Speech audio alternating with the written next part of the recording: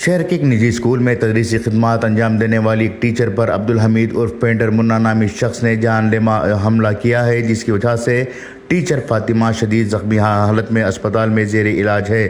موصولہ اطلاعات کے مطابق عبدالحمید عرف منا پچھلے کچھ مہینوں سے فاطمہ ٹیچر کو ہراساں کر رہا تھا۔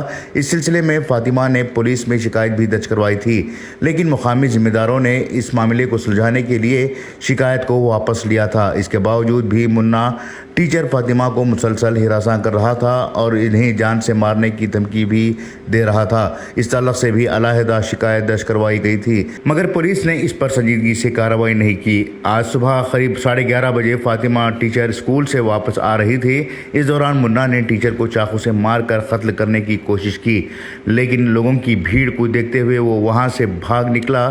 زخمی فاطمہ کو اسپتال لے جایا گیا، جہاں پر ان کا علاج چل رہا ہے۔ گھر والوں کا الزام ہے کہ انہوں نے منا کے خلاف پولیس میں شکایت درج کروائی تھی، لیکن اس پر پولیس نے سختی سے کارروائی نہیں کی۔ یہی وجہ ہے کہ آج فاطمہ پر اتنا بڑا وار ہوا ہے۔ اطلاعات کے مطابق ملزم منا پولیس کے سامنے خود سپردگی کر چکا ہے۔ بیورو رپورٹ، انقلاب نیوز، شموگا۔